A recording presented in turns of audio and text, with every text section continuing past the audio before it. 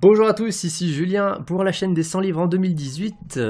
Aujourd'hui du coup je vais vous présenter mes 10 livres préférés en développement personnel, ceux qui m'ont le plus fait avancer dans ma vie. Et j'aimerais avant tout préciser ce que j'entends par développement personnel. Alors, le développement personnel, pour ceux qui ne regarderaient pas mes autres vidéos, c'est l'étude du succès.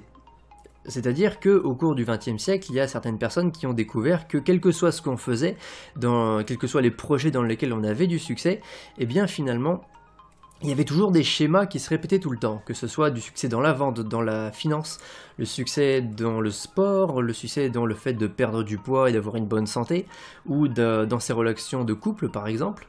Eh bien il y avait toujours des schémas en fait qui se répétaient tout le temps et qui sont des schémas du succès véritablement.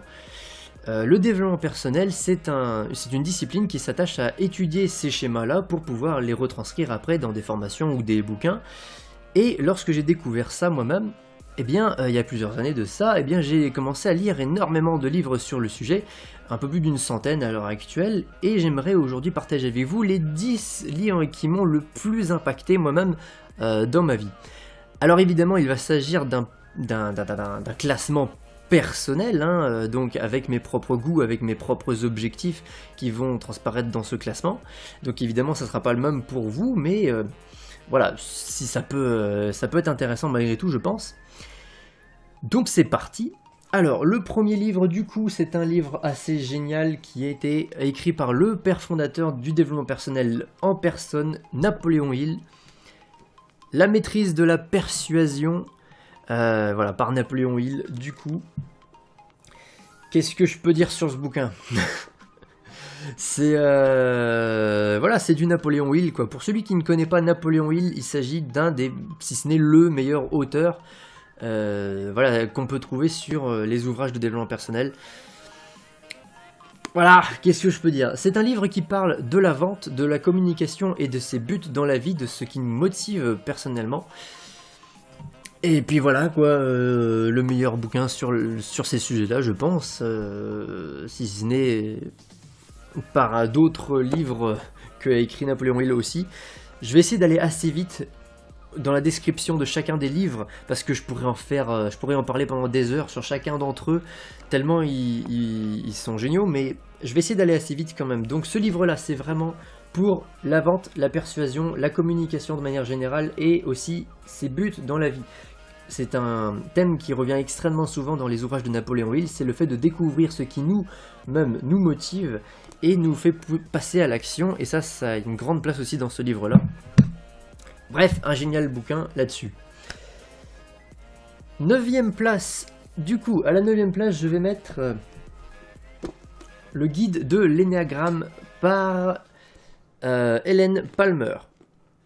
Alors, l'énéagramme, qu'est-ce que c'est?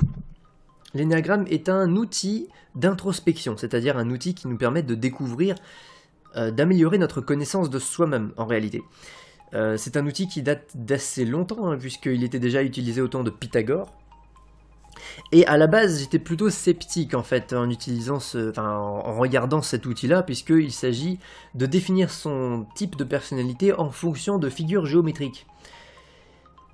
Donc à la base, je me suis dit qu'est-ce que c'est que ce truc? Et en fait, comme j'ai vu certaines personnes qui me disaient en qui j'avais confiance et qui me disaient non, en fait c'est vraiment ouf comme outil, et bien j'ai regardé quels étaient les meilleurs livres sur l'énéagramme qui étaient publiés voilà, sur Amazon, et donc j'ai trouvé celui-là, le guide de l'énéagramme de Hélène Palmer. Et qu'est-ce que c'est l'énéagramme?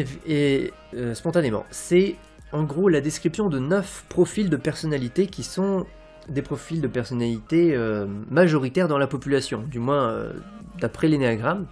Il y a vraiment essentiellement 9 profils de personnalités différentes, et on est tous l'un de ces profils de personnalité là, et on a tous du coup un fonctionnement en fonction de notre propre type de personnalité. Et donc en sachant et en découvrant quel est notre propre type de personnalité, on peut avoir des pistes d'amélioration personnelle et de développement personnel du coup.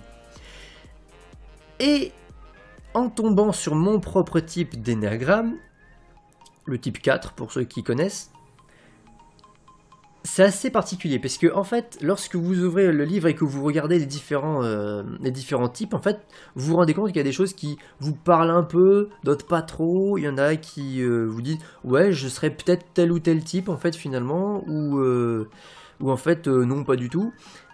Mais là, quand je suis tombé sur le type 4, en fait, je me suis dit ah la vache, c'est impressionnant à quel point un livre qui ne vous connaît pas du tout arrive à vous décrire avec autant de détails. C'est assez impressionnant. Bien souvent, par exemple dans les horoscopes ou dans les autres choses dans ce genre-là, on décrit des choses qui vont se passer, mais avec énormément de flou. Par exemple, les horoscopes, c'est très très vague. Ça va pas énormément dans les détails. Ce livre-là, il va énormément dans les détails, quoi. C'est impressionnant à quel point, en fait, j'ai eu l'impression de lire une description de moi-même, alors que le livre a été écrit avant ma naissance, quoi. Donc j'ai trouvé ça assez impressionnant, et les conseils, du coup, qui sont donnés en fonction de nos types de personnalités, sont eux aussi extrêmement pertinents. Après, il faut vraiment avoir une très bonne autodiscipline pour les mettre en application. C'est un peu le problème, c'est que entre comprendre son type de personnalité et réellement appliquer les conseils qui sont donnés dans ce livre, il y a une marge, il faut vraiment avoir beaucoup d'autodiscipline, mais malgré tout, c'est assez impressionnant. Le troisième livre dont je voulais vous parler, le septième du coup sur ma liste, c'est La semaine de 4 heures de Timothy Ferriss. Alors, je l'ai lu en livre numérique, donc il apparaîtra peut-être quelque part par là. Alors, La semaine de 4 heures, c'est le livre le plus connu, je pense, de toute la liste des livres que je vais vous citer ici. C'est un livre qui est destiné aux gens qui ont du mal à croire qu'on peut gagner notre vie sur Internet. Énormément de gens qui sont salariés dans des entreprises, etc., ont beaucoup de mal à croire qu'on peut gagner notre vie sur Internet en étant son propre patron et en n'ayant pas de compte à rendre à qui que ce soit. Et en fait, Timothy Ferriss, dans son livre, nous décrit comment lui est-ce qu'il a procédé sur Internet pour devenir son propre patron et se dégager du temps. C'est d'où tout le titre en fait du livre se base là-dessus, hein, bosser que 4 heures par semaine. Et être son propre patron avec des produits qui se vendent tout seuls sur Internet. Alors bon, il bosse pas 4 heures par semaine, hein, Timothy Ferriss, je pense pas, mais c'est intéressant comme concept. C'est-à-dire que l'idée de Timothy Ferriss, c'est vraiment de prendre un produit qui est intemporel, qui se vendra, je pense, pendant plusieurs années, et de faire tout un système de vente sur Internet qui soit automatique et qui permette en fait que... une fois que tu l'as mis en place, de quasiment plus avoir rien besoin à faire et que l'argent tombe sur ton compte en banque comme ça tout seul. Enfin tout seul, il faut mettre en place le système de vente quand même au départ, mais une fois que c'est mis en vente, en fait, les ventes se font automatiquement et les revenus tombent automatiquement aussi. Donc voilà, c'est assez utopiste de la manière dont il le décrit dans son bouquin. Vous travaillerez jamais 4 heures par semaine, je pense pas, mais... c'est des concepts quand même qui sont vachement intéressants. Il explique tout un tas d'exemples ou comment est-ce que lui il l'a fait et c'est extrêmement intéressant à suivre comme livre. Ça débloque l'esprit en fait, vraiment. Voilà, donc le 6e livre sur 10 dont je voulais vous parler, c'est un livre qui ne parle pas directement de développement personnel. C'est un livre qui parle de la vie secrète des arbres. Alors, comme je disais un peu... au début de cette vidéo, la liste des livres vont être fonction de mes propres goûts et aussi de mes objectifs. Bon, l'un de mes objectifs, en tout cas dans ma vie, c'est de créer une micro-ferme en permaculture.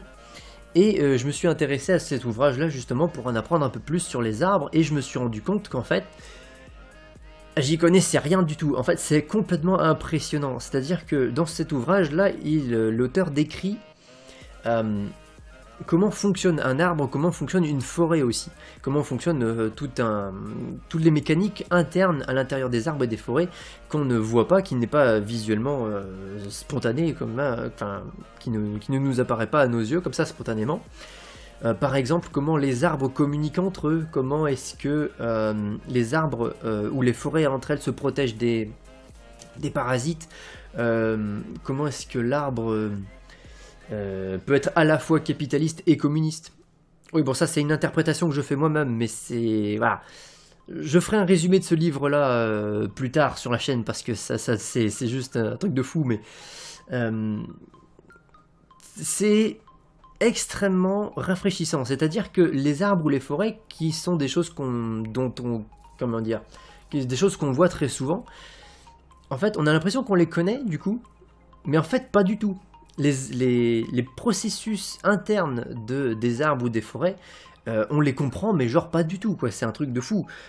Toute la vie qu'il y a dans le sol, toute la vie qu'il y a dans les arbres, dans les cimes des arbres, dans les canopées, etc. On n'a pas la moindre idée de comment ça se passe, toutes ces choses-là. Et vraiment, ce livre-là nous ouvre un monde qu'on ne connaissait pas du tout, alors qu'on baignait dedans en permanence. En tout cas, pour ceux qui vivent à la campagne ou qui ont accès à un bois pas très loin de chez eux, parce qu'évidemment si vous vivez dans un immeuble à Paris depuis votre putain d'enfance, ça vous parlera peut-être moins, mais c'est complètement impressionnant. Voilà, bref, je vais pas m'étendre dessus. 5e livre, du coup, là on entre vraiment sur le gros du classement. C'est ce livre-là, Ce qu'il faut savoir avant de mourir, de John Izzo. Alors, qu'est-ce que c'est ce livre? C'est un livre qui vous parle des perles de sagesse, tel qu'il l'appelle. En fait, c'est une étude qui a été réalisée par John Izzo au Canada, en regroupant des gens qui étaient considérés comme des gens très sages, ou des gens qui étaient vraiment des bonnes personnes en tout cas. Des chefs de communautés amérindiennes, des chefs d'entreprise, des gens qui avaient particulièrement bien réussi leur vie, et il a réuni ces gens-là, un peu plus de 200 personnes comme ça, et il leur a posé toutes les mêmes questions. Donc je me rappelle plus c'était quoi les questions en particulier, mais en gros il a parlé de la vie de manière générale, le but de la vie, ce genre de choses, et vraiment les perles de sagesse qu'il découvre dans ce livre-là sont complètement géniales. Faut vraiment avoir lu ce bouquin au moins une fois dans sa vie, quoi, parce que vraiment je me souviens surtout de la fin du livre, en fait, donc j'ai peur de vous spoiler si jamais je vous le dis. Bon, je vais vous spoiler, donc voilà, si vous voulez pas vous faire spoiler la fin du livre, avancez d'1 minute peut-être dans la vidéo. En gros, à la fin du livre, il dit que les gens qui ont atteint l'épanouissement personnel le plus haut possible, lorsque des gens sont vraiment complètement pris dans leurs aspirations, dans leur but de vie, par exemple celui de perpétuer la communauté amérindienne, ou perpétuer la spiritualité de telle ou telle communauté, le fait d'en venir en aide aux sans-abri, le fait d'avoir une œuvre particulièrement forte et qui nous dépasse dans notre vie, fait que, et dans laquelle on est complètement épanoui en fait dans notre propre vie, eh bien ça fait disparaître la peur de la mort. Et ça a été une grosse découverte pour moi, c'est-à-dire que lorsqu'on est complètement épanoui dans notre vie, on n'a plus peur de la mort. C'est-à-dire que, par exemple, lorsque vous prenez un bon repas, par exemple, un très bon repas, à la fin du repas, on a souvent cette sensation-là du fait que si c'était mon dernier repas, là, je peux mourir en paix, en fait, voilà. Quand on a réalisé quelque chose de particulièrement épanouissant, en fait, voilà, là je prends l'exemple du repas, mais que ce soit une grande victoire ou quelque chose comme ça, là on est en paix, on peut mourir en paix, en fait. C'est la sensation, on a la sensation qu'on peut mourir en paix. Et bien ça illustre vraiment ça, c'est-à-dire qu'il y a des gens qui atteignent un épanouissement personnel dans leur vie qui est tel que c'est comme ça, c'est cette sensation-là, mais qui est permanente en fait dans leur vie. Et en gros, ce livre-là donne toutes les clés qui permettent d'atteindre cet état d'épanouissement personnel dans notre vie. Et c'est un livre génial. Faudrait que j'en fasse un résumé à part entière, mais je le ferai plus tard sur la chaîne. 4e livre du coup, ou 5e livre, je sais plus. Bon, le livre d'après, c'est Réfléchissez et devenez riche de Napoléon Hill, le best-seller de Napoléon Hill, qui est le livre le plus vendu, je pense, dans le cadre du développement personnel. Voilà, qu'est-ce que je peux dire sur ce livre-là qui n'est pas déjà été dit aussi. C'est le livre qui a fondé le développement personnel, c'est le livre qui a qui a plus d'un siècle maintenant, mais qui a mis toutes les bases en fait de cette discipline-là, qui est absolument génial. C'est-à-dire que, pour le résumer vraiment, l'idée de Napoléon Hill, c'est que tout ce qui nous arrive dans notre vie est de notre responsabilité. Si on est en pleine santé, si on a gagné beaucoup d'argent ou réussi ou gagné une compétition sportive, c'est grâce à nous. Mais de la même façon, si on a été viré de notre boulot, si on est pauvre ou si on est malade, c'est à cause de nous aussi. Et donc l'idée, c'est de prendre la responsabilité de notre propre vie, parce que c'est comme ça qu'on arrivera à l'améliorer, en fait, tout simplement. Et du coup, dans son ouvrage, Napoléon Hill décrit toutes les étapes qui permettent d'avoir le maximum d'efficacité dans l'amélioration de sa vie. Donc tous les leviers qui permettent d'améliorer sa vie, en fait, de manière financière, dans sa psychologie, pas dans sa santé, je crois, mais dans ses relations aux autres. Et voilà, enfin, c'est vraiment un livre extrêmement fondateur qui est assez génial. Il parle beaucoup d'inconscient aussi, quelle est la puissance de l'inconscient dans notre attitude au quotidien. Bref, voilà, c'est un livre génial, n'hésitez pas à aller le voir. Quatrième livre du coup, quatrième meilleur livre de tous les temps de ce que j'ai lu, c'est Les 5 regrets des personnes en fin de vie de Madame Rhonda Byrne. Là, c'est un livre qui m'a fait un gros déclic. C'est vraiment un livre à déclic, mais c'est un truc de fou. C'est un livre génial, c'est-à-dire que une infirmière australienne qui s'appelle Rhonda Byrne a étudié, a posé la question à des personnes en fin de vie, à des personnes mourantes, du coup, qui allaient mourir dans la journée ou dans les jours qui suivent. Leur a fait passer un questionnaire en leur posant une question, quels sont vos plus grands regrets, en fait, dans la vie. Et de très loin, devant tous les autres regrets, le regret qui est venu le plus souvent dans la bouche de ces personnes-là en fin de vie, c'était de ne pas avoir eu le courage de réaliser sa vie telle que eux l'entendaient. Et ça, c'est vraiment dingue en fait comme chose, parce que tous les autres en fait regrets, enfin une bonne partie des autres regrets dont Rhonda Byrne parle dans le livre, découlent de ce premier regret-là, de ce manque de confiance en soi en fait. Parce que c'est de ça dont il s'agit, c'est-à-dire le fait de ne pas avoir eu le courage de réaliser sa vie telle qu'on l'entendait, c'est un manque de confiance en soi et un manque de volonté à réaliser les choses qu'on a envie de faire dans sa vie, quoi.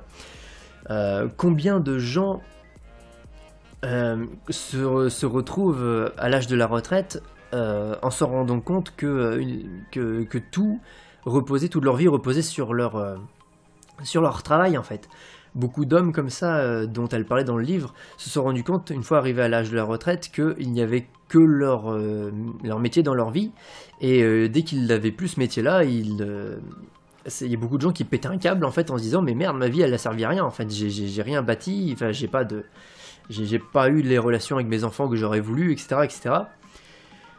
Et c'est un livre qui débloque complètement la tête en vraiment se rendant compte que ce qui est le plus important dans notre vie, c'est déjà de savoir ce qu'on a envie de faire de notre vie et d'avoir le niveau de confiance en soi suffisant pour les réaliser. Et qu'il n'y a pas grand chose d'autre qui soit aussi important que ça. En fait, pour nous-mêmes en tout cas. Et donc voilà, ça met vraiment en perspective ces choses-là. Bref, c'est un bouquin génial que tout le monde devrait lire. Je pense qu'il même devrait être enseigné dans les écoles. Il devrait être obligatoire à lire pour les élèves de toutes les écoles en France, dans le monde en fait, parce que c'est juste des leçons de vie tellement énormes qu'il faut lire, quoi. Voilà, c'est comme ça. Alors, le troisième meilleur livre que je peux vous partager aujourd'hui, c'est Les 7 lois spirituelles du succès de Deepak Chopra. Deepak Chopra, peut-être quelques mots sur l'auteur. C'est un docteur indien qui a donc immigré aux États-Unis, qui a la double nationalité et qui a eu beaucoup de succès en tant que médecin traditionnel, on va dire, enfin médecin conventionnel. Mais au bout d'un moment, il a eu l'impression, dans une de ses interviews où il disait ça, il avait l'impression que lors de ses consultations, il était plus un vendeur de médicaments qu'un véritable médecin. Et en se repenchant sur ses origines indiennes, et comment est-ce que la santé était traitée de manière traditionnelle chez lui, c'est-à-dire par la médecine traditionnelle indienne, qui est l'Ayurveda, il a réétudié ces choses-là, et il a remarqué que 97% des médicaments ou des maladies, en fait, 97% des maladies sont des maladies qui sont évitables, en fait, si on a des bons comportements. 97% des maladies qu'on a, ce sont des maladies qu'on s'inflige à nous-mêmes, en fait. Par notre mauvais comportement, par nos mauvaises habitudes, etc., etc. Et que donc, en fait, il suffisait juste d'améliorer sa façon d'être, sa façon de manger, sa façon de respirer, sa façon de voir la vie, qui permet de changer énormément de choses. Donc ça, c'est le Deepak Chopra. Et donc son livre là, c'est un recueil de 7 lois spirituelles qui sont issues des traditions indiennes, là aussi, mais pas, ça n'a plus rien à voir avec la médecine, hein. Ce coup-là, c'est vraiment des lois spirituelles. Et c'est extrêmement intéressant parce que ça donne vraiment un point de vue complètement différent de celui dont on a l'habitude en Occident. Et c'est génial, quoi. C'est vraiment un tout petit livre en plus, il fait moins d'une centaine de pages. Il donne des... comment dire, il donne des résumés, en fait. Vous voyez, à chaque fin de chapitre, il y a des encadrés comme ça qui vous fait un résumé du chapitre en question. Et où il donne des conseils pratiques, en fait, pour pouvoir améliorer sa vie. Là, par exemple, chaque jour communier avec la nature et témoigner silencieusement de l'intelligence présente en toute chose vivante. Bon, après, c'est une philosophie à part entière. Après, on apprécie, on n'apprécie pas, mais vraiment, voilà, je pratiquerai le non-jugement aussi, par exemple. Ça, c'est un truc qui m'avait beaucoup, beaucoup pris à l'époque. C'est-à-dire que, voilà, bon, je vais pas vous faire tout le résumé du livre, mais c'était le tout premier livre que j'avais lu, moi, en développement personnel. Et ça m'a pété la tête, quoi, tout simplement. Donc c'est un livre génial, n'hésitez pas à le lire aussi. Les 2 livres qui restent là, c'est des bombes atomiques. Surtout le dernier. L'avant-dernier livre, du coup, le 2e livre le meilleur au monde, d'après moi, évidemment, et d'après les seuls livres que j'ai lus. Pouvoir illimité de Anthony Robbins. Alors, je préviens tout de suite que ce livre-là est un livre très, très américain. J'entends par là que si on enlève toutes les publicités qu'il y a à l'intérieur de ce livre, toutes les choses qui vous poussent à lire... en gros, dans le livre, il y a énormément de publicités qui vous incitent à continuer la lecture du livre ou à le terminer. Par exemple, il dit souvent au chapitre suivant, vous verrez ça ou ça ou ça, ou au chapitre 10, vous verrez ça ou ça ou ça. N'hésitez pas à continuer le livre, etc. etc. Et en gros, voilà, c'est quelque chose de très très très pénible. C'est-à-dire que le livre arrête pas en permanence de nous vendre le livre lui-même qu'on est en train de lire pour qu'on aille jusqu'au bout. Et que si on enlevait toutes les publicités que contient ce livre-là, eh bien en fait il serait moitié moins gros. C'est-à-dire que le livre il fait 450 pages, quelque chose comme ça, et 500 pages, je sais plus exactement. Il est 500 pages pile. Il est très volumineux, et si on enlevait toutes les publicités, tout le racolage vraiment publicitaire qu'il y a dedans, eh bien il ferait plus que 200 pages, quoi. Voilà, c'est ça que j'appelle le style américain, parce que beaucoup de livres écrits par des auteurs américains sont comme ça. Malgré tout, ça c'était pour le côté négatif, malgré tout, les informations qu'il y a dedans, même si elles sont noyées dans un amas de publicité extraordinaire, elles sont dingues. Toutes les différentes parties de la vie sont passées en revue, que ce soit la santé, la finance, notre état d'esprit, nos relations aux autres, enfin voilà, tout est passé en revue dans ce livre, et il est vraiment complet. Et ça donne vraiment des clés pour améliorer sa vie, mais c'est quelque chose de fou, quoi. J'avais eu envie de l'étudier, en fait, ce livre-là, pour étudier la PNL à la base. Et effectivement, la PNL, la programmation neuro-linguistique, est quelque chose qui est utilisé pas mal par Anthony Robbins. Et c'est comme ça que j'ai découvert, pas que j'ai découvert, mais que j'ai pu approfondir un petit peu ma pratique de la PNL, et, et c'est vraiment un outil extrêmement puissant, ça aussi. Bref, je vais parler du dernier livre qui est selon moi le meilleur de tous les temps, d'après les seuls livres que j'ai lus. L'art du bonheur du Dalai Lama. J'ai fait un résumé complet de ce livre-là il n'y a pas longtemps sur la chaîne, donc n'hésitez pas à aller le voir. Je vais vous en parler un petit peu rapidement ici quand même. Le Dalai Lama, pour parler de l'auteur. Alors, il y a deux auteurs. Il y a Howard Cutler, qui est un psychiatre, qui a été interviewé le Dalai Lama pendant pas mal de temps. Et en gros, ce livre-là est le récapitulatif des meilleurs passages de l'interview. Voilà. En gros, dans ce livre-là, le Dalai Lama expose toute sa philosophie de vie par rapport aux questions que lui a posées Howard Cutler, par rapport aux questions que se posent les Occidentaux, en fait, de manière générale. C'est-à-dire que le Dalai Lama est un moine bouddhiste qui a pendant toute sa vie étudié le bouddhisme et ses principes. J'ai déjà parlé aussi du bouddhisme d'ailleurs dans une autre vidéo si jamais vous voulez en savoir plus là-dessus. Et donc il était le chef spirituel du Tibet avant que la Chine envahisse le pays. En 49 ou en 59, je ne me rappelle plus, il a été obligé de partir de Chine à pied avec pas mal de Tibétains pour traverser tout l'Himalaya jusqu'en Inde, où il a été accueilli et là où il continue où il a créé toute une communauté bouddhiste en Inde du coup. Donc c'est un exilé politique qui a reçu le prix Nobel de la paix d'ailleurs, le Dalai Lama, et c'est un maître spirituel quoi.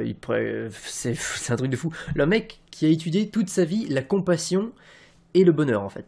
C'est vraiment ces deux choses-là autour duquel tourne le bouddhisme tibétain. Et il a étudié ça toute sa vie et vraiment, les conseils qu'il donne dans ce livre-là sont... voilà, si je n'avais qu'un seul livre à lire dans toute ma vie, ça serait celui-là, quoi. Que vous dire de plus voilà, je vais pas faire une vidéo qui dure 50 millions non plus. Allez regarder les autres vidéos que j'ai fait sur ce livre, si ça vous intéresse. Enfin... je sais même pas quoi vous dire pour vous le vendre, ce livre-là, tellement il est génial. Par contre, si, ça y est, je me rappelle un truc. La version papier, hein, comme celle-ci, n'est pas très intéressante par rapport à la version audio. C'est-à-dire que sur YouTube, vous pouvez trouver des versions audio de ce livre qui durent pas très longtemps, qui sont des versions raccourcies. C'est-à-dire que ce livre-là est donc la retranscription de l'interview du Dalai Lama, mais sur lequel le psychiatre Howard Cutler a rajouté tout un tas d'informations qui permettent d'étayer les propos qui sont tenus par le Dalai Lama. Le problème, c'est que il y a une énorme différence d'intérêt entre ce que raconte le Dalai Lama et les propos de Howard Cutler qu'il a rajouté dans son livre. C'est-à-dire que les propos de Howard Cutler, qui est un psychiatre et qui a rajouté tout un tas d'études dans le livre, sont des informations intéressantes, mais à côté des informations, à côté des réponses que fait le Dalai Lama, qui elles sont absolument exceptionnelles, en fait il y a une marge complètement énorme entre les deux intérêts de ces deux propos-là, qui fait que d'un seul coup, on lit les propos du Dalai Lama, et d'un seul coup, il y a les informations rajoutées par Howard Cutler, qui sont bien, mais t'as vraiment la sensation que tu perds énormément d'intérêt, quoi, en lisant ces trucs-là. Donc, le livre audio, du coup, lui, se concentre uniquement sur les propos du Dalai Lama, et c'est un livre génial, quoi. C'est un livre audio génial. Il est gratuit, vous pouvez le trouver en tapant sur la barre de recherche au-dessus de votre écran ici du coup, livre audio, l'art du bonheur du Dalai Lama, vous tapez ça sur la barre de recherche sur YouTube et vous trouverez sans aucune difficulté le livre audio du Dalai Lama qui dure 1h20, quelque chose comme ça. Honnêtement, je vous le conseille de lire, de l'écouter parce que c'est génial. Voilà, n'hésitez pas à lire plein d'autres livres. Moi, j'en lirai aussi plein de nouveaux livres sur cette chaîne-là que je ferai en résumé. Donc voilà, n'hésitez pas à vous abonner à la chaîne, à vous dire quels sont vos propres livres préférés en développement personnel, histoire que je puisse aussi les lire moi-même plus tard dans la chaîne. Donc ça serait vraiment intéressant aussi de les partager. Voilà, sur ce, je vous souhaite à tous une très bonne journée. Salut!